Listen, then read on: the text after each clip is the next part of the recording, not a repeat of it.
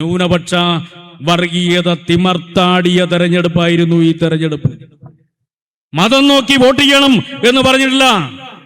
മുസ്ലിം ലീഗും ജമാഅത്തെ ഇസ്ലാമിയും എല്ലാം ചേർന്ന് മതം നോക്കിയേ വോട്ട് ചെയ്യാൻ വേണ്ടി പാടുള്ളൂ, പള്ളി നോക്കിയേ വോട്ട് ചെയ്യാൻ വേണ്ടി പാടുള്ളൂ എന്ന് പ്രചരിപ്പിച്ചൊരു തെരഞ്ഞെടുപ്പാണ് ഈ തെരഞ്ഞെടുപ്പ്.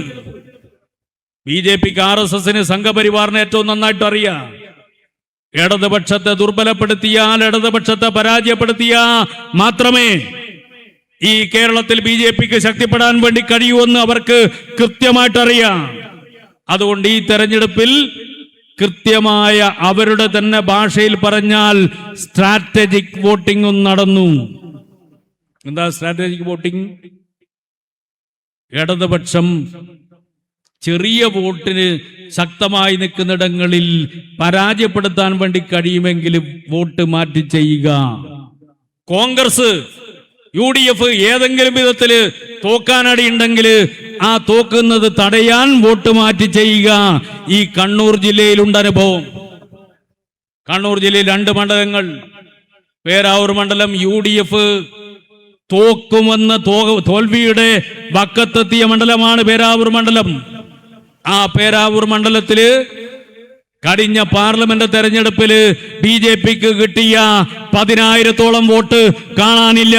ആ 10,000-ഓളം വോട്ട് നേരെ സണ്ണി ജോസഫിന്റെ പോക്കറ്റിലേക്ക് പോയിരിക്കുന്നു. Strategic voting. തോക്കുന്നു കാണുമ്പോ തോക്കാതിരിക്കാൻ വേണ്ടി ഒരു കൈത്താങ് എന്നല്ല പറയാ, താമരത്താങ്. പേരാവൂരിൽ താമരത്താങ്, പയ്യന്നൂരിൽ താമരത്താങ്, എന്നാൽ നേമത്ത് കൈത്താങ്. 10-12,000 വോട്ടാണ്. കഴിഞ്ഞ തെരഞ്ഞെടുപ്പ് തന്നെ 3-ാം സ്ഥാനത്ത് പോയതാ കോൺഗ്രസ്. ആ കോൺഗ്രസിന്റെ 12,000 വോട്ട് നേരെ നേമത്ത് രാജീവ് ചന്ദ്രശേഖരൻ മാറ്റി ചെയ്തു.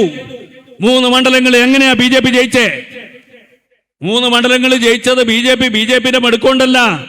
3 മണ്ഡലങ്ങളിൽ കോൺഗ്രസ് കഴിഞ്ഞ പാർലമെന്റ് തെരഞ്ഞെടുപ്പ് സമയത്ത് 1-ാം സ്ഥാനത്തുണ്ടായിട്ടുള്ള കോൺഗ്രസ് 3-ാം സ്ഥാനത്തേക്ക് പോയിരിക്കുകയാണ്. 3 മണ്ഡലങ്ങളിലും എങ്ങനെ പോയി?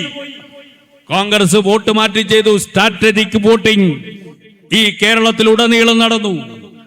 വർഗീയതയുടെ ഐക്യപ്പെടൽ അപകടകരമായ പ്രവണതയാണ് കേരളത്തിൽ കാണുന്നത്.